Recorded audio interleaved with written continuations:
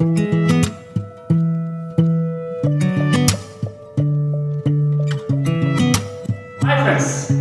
To ACF study circle. నేను మీ శేఖర్ పిడుగు, arithmetic, reasoning and maths faculty. So మనకి గత 23 years నుంచి ఎస్ఐ కానిస్టేబుల్ కి అలాగే ఆల్ కాంపిటేటివ్ ఎగ్జామ్స్ కోచింగ్ ఇవ్వడం జరుగుతుంది మనం. సో అయితే నాకున్న ఎక్స్పీరియన్స్ తో ఓకే, సో మనకి టార్గెట్ 30. సో ఈ 30 days లో ఈ కానిస్టేబుల్ 30 days ఉంది మనకి. ఇంకా జనవరి 22వ తేదీ ఎగ్జామ్ కాబట్టి ఈ 30 days లో మనకి ప్రిపరేషన్ ప్లాన్ చెప్తాను. ముందు సిలబస్ డీటెయిల్ గా ఎక్స్ప్లెయిన్ చేసి అందులో ఇంపార్టెంట్ టాపిక్స్ ఎక్స్ప్లెయిన్ చేసి ఆ తర్వాత ఎలా ప్రిపేర్ అవ్వాలని చెప్పడం జరుగుతుంది. At the same time okay, so అంతంత మాత్రమే చదివిన వాళ్ళు మ్యాక్సిమం ఉంటారు కాబట్టి సో అలాంటి వాళ్ళకి ఓఎంఆర్ షీట్ లో మీకు ఒక టెక్నిక్ చెప్తాను. ఎందుకంటే నెగిటివ్ మార్క్స్ లేవు ఫ్రెండ్స్, కాబట్టి ఖచ్చితంగా మీరు క్వాలిఫై అయ్యే ప్లాన్ అయితే మీకు చెప్పడం జరుగుతుంది. ఎలా చేయాలి, ఎన్ని మార్క్స్ క్వాలిఫై ఉంటుంది, మనకు వచ్చిన బిట్స్ మాత్రమే చేసిన తర్వాత ఏం చేయాలనేది మనకి ఈ వీడియో ద్వారా చెప్తాను. ఎక్కడ స్కిప్ చేయకుండా చూడండి. సో మీకు ఖచ్చితంగా ఉపయోగపడుతుంది అనుకుంటూ లైక్ చేసుకోండి, మీ ఫ్రెండ్స్కి షేర్ చేయండి. Thank you. ఇంకేమైనా డౌట్స్ ఉంటే కనుక మీకు కామెంట్ బాక్స్లో పెట్టండి ఫ్రెండ్స్. సో ఖచ్చితంగా మీకు క్లియర్ చేస్తాను. రైట్, సో ఇప్పుడు చూద్దాం. టార్గెట్ 30లో ముందు సిలబస్ చూసుకుంటే అరిథమెటిక్, రీజనింగ్, ఇంగ్లీష్. సో ఈ మూడు కరెక్ట్ గా చదివితే మన క్వాలిఫైయింగ్ మార్క్స్ వచ్చేస్తాయి ఫ్రెండ్స్. ఎందుకంటే అరిథమెటిక్, రీజనింగ్, ఇంగ్లీష్ టోటల్ గా లాస్ట్ పేపర్ లో 85 క్వశ్చన్స్ వచ్చినాయి ఫ్రెండ్స్. సో మనకి కట్ ఆఫ్ చూసుకుంటే ఓసీకి 80/200, ఓబీసీకి 70/200, ఒకవేళ ఎస్సీ ఎస్టీకి అయితే జస్ట్ 60/200 వస్తే సరిపోతుంది. కాబట్టి మనకి మిగతా ఈ జీకే అవనియండి, హిస్టరీ, పాలిటీ, జోగ్రఫీ ఇవన్నీ చూసుకుంటే మనకి సిలబస్ మనకి చాలా ఎక్కువగా ఉంటుంది. కాబట్టి అర్థమెటిక్, రీజనింగ్, ఇంగ్లీష్ అనేది limited syllabus friends. So correct గా ప్లాన్ చేసుకుంటే ఈ 3 సబ్జెక్ట్స్ నుంచి మనం ఈజీగా క్వాలిఫై అయిపోవచ్చు. ఇది ఫస్ట్ పాయింట్. అయితే మనకి అర్థమెటిక్ ఎలా ప్రిపేర్ అవ్వాలి, రీజనింగ్ ఎలా ప్రిపేర్ అవ్వాలి అనేది చూద్దాం. రైట్, సో అయితే మనకి చూడండి ఒక్కసారి మనకుండే సిలబస్ డిస్కస్ చేసి ఆ తర్వాత ఇవి ఎలా మనం ఈజీగా క్వాలిఫై అవ్వాలని కూడా చెప్తాను. చూడండి, అర్థమెటిక్ వచ్చేసరికి చాలా important. Nearly 25 to 30 marks okay arithmetic నుంచి రావడం జరుగుతుంది. సేమ్ రీజనింగ్ కూడా మినిమం ఒక 25 to 28 వరకు రావడం జరుగుతుంది. అలాగే ఇంగ్లీష్ కూడా 25 to 30 రావడం జరుగుతుంది. అంటే ఈ మూడింటిలో చూసుకుంటే మినిమం ఓసీ కూడా క్వాలిఫై అయ్యే మార్క్స్ అనేవి ఈ మూడింటిలో ఉంటాయి ఫ్రెండ్స్, గ్యారెంటీ చెప్పగలను. అయితే మనకి ఓకే కానిస్టేబుల్ లెవెల్లో టోటల్ సైన్స్ కూడా దొరుకుతుంది. History, polity, geography, economy, physics, chemistry, botany, zoology, science and technology, disaster management. But ఇవన్నీ కూడా జీకే కరెంట్ అఫైర్స్ ఓరియంటేషన్ లో ఇస్తున్నాడు ఫ్రెండ్స్. అంటే జీకే కరెంట్ అఫైర్స్ ఓరియంటేషన్ లోనే ఆల్మోస్ట్ 50 క్వశ్చన్స్ వచ్చేస్తాయి మీకు. ఏంటి జీకే, ఏంటి కరెంట్ అఫైర్స్, ఏంటి జనరల్ స్టడీస్ అంటే ఒక్కసారి చూద్దాం. ఓకే 1 minute లో. రైట్, సో జనరల్ స్టడీస్ అంటే ఏంటంటే ఇవన్నీ కలిపితే జనరల్ స్టడీస్ అంటే history, polity, geography, economy, physics, chemistry, botany, zoology ఇవన్నీ కలిపితే మనకి ఓకే జనరల్ స్టడీస్ అవుతుంది. అయితే ఇందులో నుంచే మీకు జీకే కరెంట్ అఫైర్స్ ఉంటాయి ఫ్రెండ్స్. ఇందులో నుంచే జీకే కరెంట్ అఫైర్స్ ఉంటుంది. ఫర్ సపోజ్ పాలిటీ బిట్ ఒకటి చూద్దాం. ఓకే పాలిటీ బిట్ ఒకటి చూద్దాం. సో పాలిటీలో మీకు who is our first prime minister అన్నాడు అనుకోండి, అది ఖచ్చితంగా స్టాక్ జీకే అంటారు దాన్ని. Okay who is our present prime minister అన్నాడు అనుకోండి, అది ఖచ్చితంగా మనకి కరెంట్ అఫైర్స్ లోకి వస్తుంది ఫ్రెండ్స్. సో ఇలాంటివి మనకి జాగ్రత్తగా మనం చూసుకోగలిగితే జీకే కరెంట్ అఫైర్స్ ఓరియంటేషన్ లోనే 50 అంటే ఆల్మోస్ట్ ఈ 4 సబ్జెక్టుల నుంచి 130 మార్క్స్ వస్తాయి. ఈ 4 సబ్జెక్టుల్లో నుంచే 130 మార్క్స్ వస్తాయి ఫ్రెండ్స్. అందువల్ల జాగ్రత్తగా ఈ 4 సబ్జెక్టులు ఫోకస్ చేయండి. రైట్, అండ్ నెక్స్ట్ మనకు వచ్చేసరికి హిస్టరీ వెరీ ఇంపార్టెంట్ ఫ్రెండ్స్. హిస్టరీలో 30+ మార్క్స్ వచ్చినాయి. లాస్ట్ టైం అయితే 31 మార్క్స్ హిస్టరీ నుంచి వచ్చినాయండి. ఓకే లాస్ట్ టైం పేపర్ లో 31 మార్క్స్ మనకి హిస్టరీ నుంచి రావడం జరిగింది. కాబట్టి సో వీటి మీద కొంచెం ఫోకస్ చేయండి. Arithmetic, reasoning, English, GK current affairs తో పాటు హిస్టరీ. ఓకే సో అలాగే ఇవన్నీ కూడా ఇంపార్టెంటే, కానీ మనకి ఖచ్చితంగా ఓకే వీటిలో జాగ్రత్తగా చూసుకుంటే క్వాలిఫై అయ్యే ఛాన్స్ అయితే ఎక్కువగా ఉంది. అండ్ అడిషన్ దట్ ఓకే మనకి వచ్చేసరికి అర్థమెటిక్ రీజనింగ్ లో ఇంపార్టెంట్ టాపిక్స్ ఇప్పుడు మీకు చెప్తాను. ఓకే, ఆ తర్వాత ఓకే మీరు అంతంత మాత్రమే చదివినా ఎలా క్వాలిఫై అవుతారు అనేది మీకు చెప్తాను, ఎలా బబుల్ చేయాలని కూడా చెప్తాను. ఓకే, జాగ్రత్తగా వినండి. సో అర్థమెటిక్ వచ్చేసరికి 4 పార్ట్స్ ఫ్రెండ్స్. సో 4 పార్ట్స్ లేదా 5 పార్ట్స్ కింద డివైడ్ చేద్దాం. ఒకటి numerical ability related, 2 percentages related, 3 ratio related, and 4 time related, and 5 pure maths related. 5 pure maths related friends. Okay, 5 pure maths related. Okay, so ఈ numerical ability related ఎలా ఉంటుందంటే number system, averages, okay, LCM, HCF. So ఇలాంటి questions అన్ని కూడా ఉంటాయి friends. So వీటిలో నుంచి మనకి రావడం జరుగుతుంది, రైట్. సో ఎక్కువగా అయితే కనుక యావరేజెస్, ఎల్సిఎం నుంచి ఎక్కువ క్వశ్చన్స్ వస్తున్నాయి, రైట్. ఓకే, అండ్ నెక్స్ట్ వచ్చేసరికి మీకు ఇదే న్యూమరికల్ ఎబిలిటీ పార్ట్ లో simplification very very important again. దీంట్లో నుంచి squares, square roots, cubes, cube roots, అలాగే unit digits concept, factorization rules అంటే ఫ్యాక్టర్స్ అండ్ మల్టిపుల్స్ వాటిలోంచి వస్తున్నాయి. అలాగే మనకి రిమైండర్ థియరమ్స్ కూడా వస్తున్నాయి. సో ఇలా మనకి టోటల్ గా ఈ నంబర్ సిస్టమ్ న్యూమరికల్ ఎబిలిటీ అండర్లోను లేదా సింప్లిఫికేషన్ అండర్లో అంటారు వీటిని. సో టోటల్ గా మనకి ఓకే న్యూమరికల్ ఎబిలిటీ నుంచి చాలా జాగ్రత్తగా చూసుకోవాల్సిన అవసరం అయితే ఉంది. అండ్ నెక్స్ట్ ఇంపార్టెంట్ పార్ట్ అయితే మీకు పర్సంటేజ్. మరి పర్సంటేజెస్ అండర్లో percentage, profit and loss, simple interest, compound interest, వీటి నుంచి క్వశ్చన్స్ వస్తున్నాయి ఫ్రెండ్స్. అండ్ రేషియో పార్ట్ లో రేషియోస్, ప్రపోర్షన్స్, అలాగే ages, one of the important topic ages friends. So ages, partnership, వీటి నుంచి ఎలిగేషన్ పిక్చర్స్ నుంచి క్వశ్చన్స్ వస్తున్నాయి, జాగ్రత్తగా చూసుకోండి. అండ్ నెక్స్ట్ టైం పార్ట్ నుంచి చాలా చాలా important time and work, chain rule, pipes and systems, time and distance, trains, boards and streams. ఇందులో మనకి మేజర్ గా చైన్ రూల్ నుంచి ప్రాబ్లమ్స్ అయితే ఎక్కువ రావడం జరుగుతుంది. చైన్ రూల్ రిలేటెడ్ ప్రాబ్లమ్స్ ఎక్కువ జరుగుతుంది. చూడండి, న్యూమరికల్ ఎబిలిటీలో సింప్లిఫికేషన్, ఎల్సిఎం, యావరేజెస్ నుంచి ఇంపార్టెంట్. ఓకే, అండ్ పర్సంటేజెస్ వచ్చేసరికి interest, profit and loss, percentage, 3 ఇంపార్టెంటే. అండ్ రేషియోస్ వచ్చేసరికి మాత్రం ఎక్కువగా వచ్చేది ఏజెస్ నుంచి వస్తున్నాయి. ఓకే, అండ్ ఫైనల్ గా టైమ్ అండ్ వర్క్ వచ్చేసరికి టైమ్ అండ్ వర్క్ లో చైన్ రూల్ చాలా ఇంపార్టెంట్, అలాగే టైమ్ అండ్ డిస్టెన్స్ కొంచెం వస్తున్నాయి. Okay, time and distance, chain rule, ఇవి ఇంపార్టెంట్ టాపిక్స్. Okay, right. ఇక్కడ ఒక 3, ఇక్కడ ఒక 1, ఓకే, ఇక్కడ 2, ఇలా ఈ 10 టాపిక్స్ కనుక కరెక్ట్ గా ఫాలో అయితే మనకు సరిపోతుంది. మరి ప్యూర్ మ్యాథ్స్ వచ్చేసరికి mensuration is one of the important topic. ఈ మెన్సురేషన్ లో నుంచే ఏరియాస్, పెరిమీటర్స్ వస్తాయి. మాక్సిమం మీకు ప్రిలిమినరీ కానిస్టేబుల్ కాబట్టి 2D లోనే ఉంటుంది friends. Volume, surface area light గా టచ్ చేస్తారు. Okay, so area, perimeter, volume, surface areas ఉంటాయి, బట్ ఎక్కువగా అయితే మనకి మీకు ఏరియా, పెరిమీటర్ రేంజ్ లో 2D రేంజ్ లోనే ఉంటుంది. ఓకే, అండ్ ఫైనల్ గా okay probability also important. Probability అనేది పెర్మిటేషన్స్ అండ్ కాంబినేషన్స్ ఉంటాయి. ప్రాబబిలిటీ డైరెక్ట్ గా ఇస్తున్నాడు 1 or 2 బిట్స్. Okay, right. ఇది సిలబస్ ఫ్రెండ్స్. సో ఈ సిలబస్ లో మీరు బాగా ఫోకస్ చేయాల్సింది okay 1 averages, 2 simplification, 3 LCM. Numerical ఎబిలిటీలో ఈ 3 ఫ్రెండ్స్. అండ్ నెక్స్ట్ పర్సంటేజెస్ మాత్రం అంతా ఫోకస్ చేయాలి. Percentage, profit and loss, interest, ఈ 3 ఫోకస్ చేయాలి. 6 రేషియోస్ లో మెయిన్ ఏజెస్ ఫ్రెండ్స్. ఏజెస్ మీద బాగా కొలిసిస్తున్నాను 7.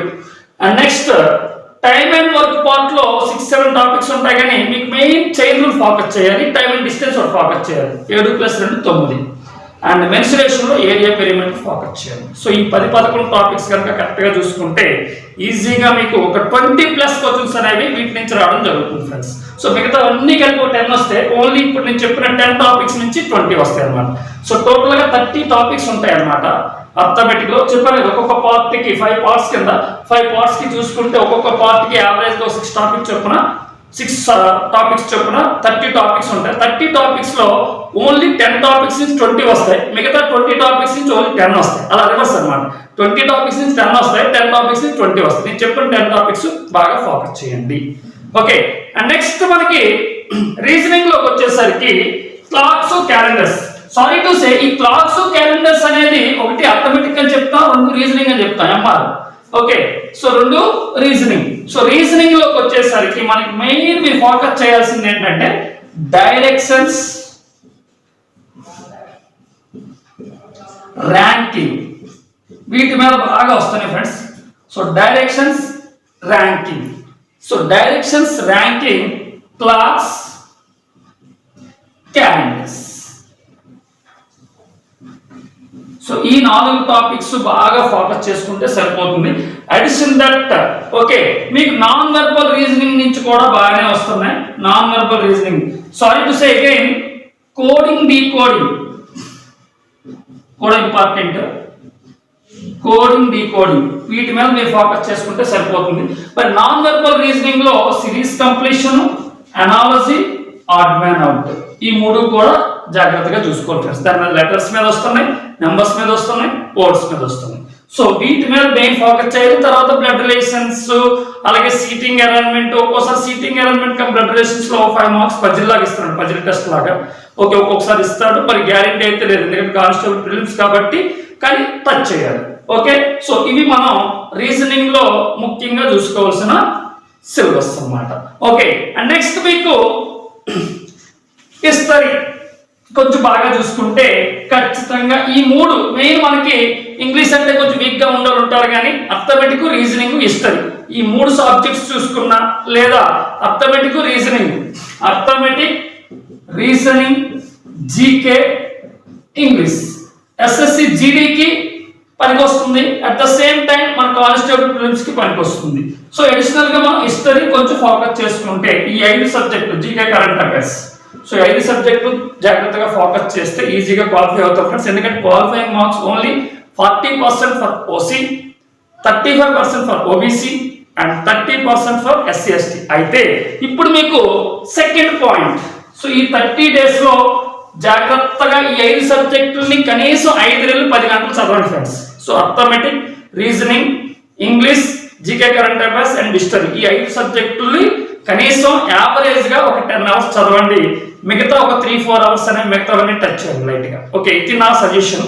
అయితే మనకి ఇప్పుడు అంతంత మాత్రమే చదివిన వాళ్ళకి ఓఎంఆర్ షీట్ లో మనం అక్కడ అంటే ఈ ఎగ్జామ్ 30 days ఒక ఎత్తు అనుకుంటే ప్రిపరేషన్, అండ్ ఎగ్జామ్ హాల్లో మన పెర్ఫార్మెన్స్ అనేది ఇంకొక ఎత్తు ఫ్రెండ్స్. సో ఆ ఎగ్జామ్ హాల్లో ఓకే ఓఎంఆర్ షీట్ ని ఎలా ఫిల్ చేయాలని ఇప్పుడు చెప్పబోతున్నాం, జాగ్రత్తగా వినండి.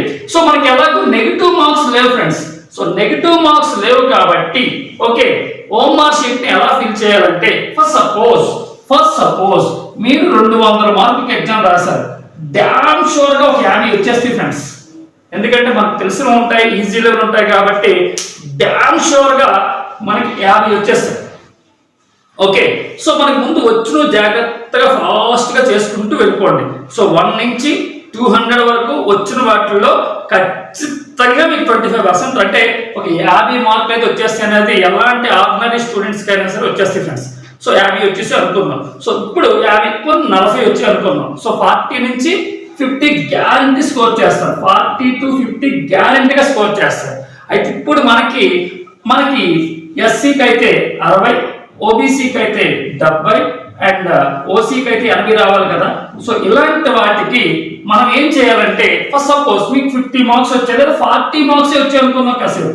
సో 40 మార్క్స్ వచ్చాయి అనుకుందాం, ఇంకా 40 డెఫిషియన్సీ ఉంది ఓకే ఓసీకి, అలాగే ఒక 30 డెఫిషియన్సీ ఉంది దీనికి, ఎవరికి ఓబీసీకి, ఇది ఓసీ, ఇది ఎస్సీ ఎస్టీ. ఓకే 20 మాత్రం డెఫిషియన్సీ ఉంది ఎస్సీ ఎస్టీకి.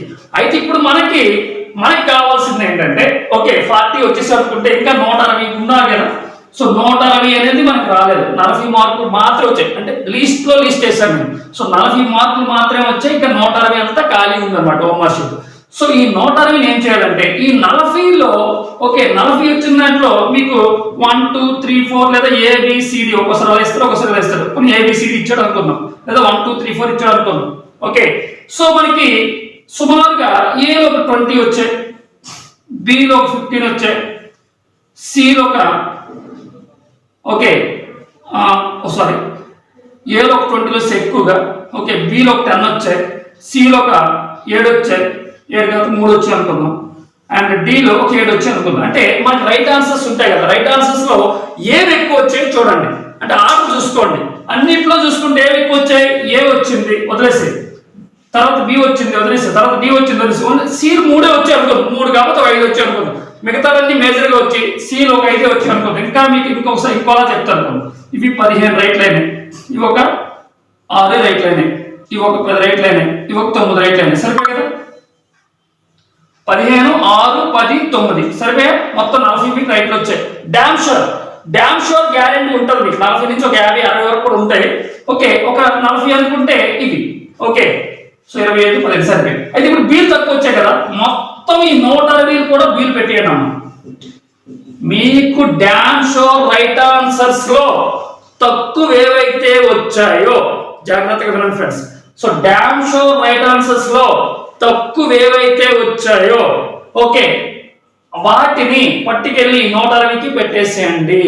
ఈ 160 బిల్ పెడితే గ్యారెంటీగా ఓకే, గ్యారెంటీగా ఓకే హాఫ్ కాదు 1/3 వరకు వచ్చే ఛాన్స్ ఉంటుంది. 1/3 అంటే నియర్లీ ఒక 55 వరకు రైట్ అయిపోయే ఛాన్స్ ఉంది తెలుసా, 55 వరకు. ఎందుకంటే మీరు బికి బదులు సి పెట్టేసి, సికి బదులు డి పెట్టేసి అన్ని తప్పులు చేసే కంటే అన్ని బీలు పెడితే, ఎందుకంటే అందులో ఇక్కడ బి పర్సెంటేజ్ తక్కువ ఉంది కదా రైట్లలో, మీరు చేసిన రైట్లలో ఏదైతే తక్కువ ఉందో దాన్ని మిగతా 160కి అప్లై చేసేయండి. 160 అయితే 150, ఒకవేళ మీకు 50 వచ్చాయి అనుకో 150కి అప్లై చేయండి. ఒకవేళ మీకు 50 మార్కులు వచ్చాయి అనుకున్నాం, ఈ 50 మార్కుల్లో ఫస్ట్ సపోజ్ ఏలు మీకు ఒక 20, బీలు మీకు ఒక 10, సిలో 12, డీలు ఎన్నో చేయకుండా 8 ఇలా వచ్చాయి అనుకున్నాం.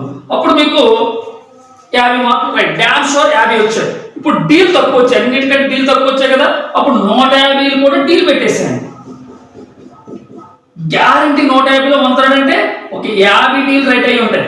పోను 1/3 కాకుండా 1/4 చేసుకున్న 30 రైట్లు వచ్చేస్తాయి, 35 రైట్లు వచ్చేస్తాయి, 35 సారీ 1/4 ఎంత అవుతుంది 37 ఉన్నారు కదా, ఒక 37, 38 రైట్లు వచ్చేస్తుంది. పక్కాగా చెప్తున్నాను, ఇవి 37, 38 ఒక 50, ఏం చేసుకుంటాం మనకి 87 ఓసీ అయినా సరే క్వాలిఫై అయిపోతాం. ఒకవేళ ఇలా చూద్దాం 40 వచ్చి అనుకున్నాం, ఓకే 160 అన్ని ఒకటే పెడతాం. సో 160లో కనీసం 1/4 తీసుకున్న 40, ఇవో 40, ఇవో 40, 80 అయిపోయిందండి.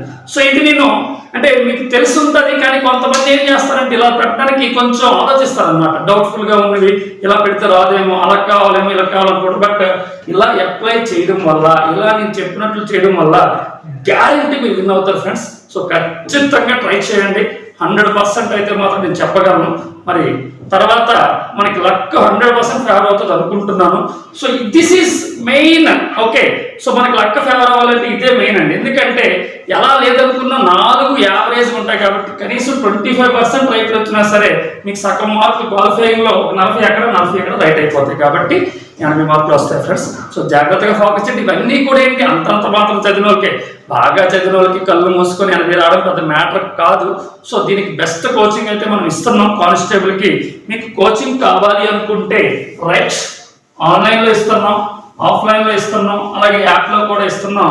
కోచింగ్ కావాలి అనుకుంటే 7095353339 అనే నా నెంబర్కి కాంటాక్ట్ చేయండి. సో శేఖర్, అలాగే మనకి ఆన్లైన్ లో ఇస్తున్నాం, యాప్ లో ఇస్తున్నాం, అలాగే మనకి గూగుల్ మీట్ యాప్ ద్వారా కూడా ఇస్తున్నాం. అలాగే మనం ఆఫ్లైన్ లో కూడా మన రణస్థలం, వైజాగ్, గాజువాక, అనకాపల్లిలో కూడా కోచింగ్ ఇవ్వడం జరుగుతుంది. సో శ్రీ ఆచార్య అకాడమీ ద్వారా వైజాగ్లో ఇస్తున్నాం, ఏసీఎఫ్ స్టడీ సర్కిల్ ద్వారా మనం అక్కడ రణస్థలంలో ఇవ్వడం జరుగుతుంది. సో కాబట్టి ఖచ్చితంగా యూటిలైజ్ చేసుకుంటారని చెప్పి ఆశపడుతూ థ్యాంక్ యూ వెరీ మచ్.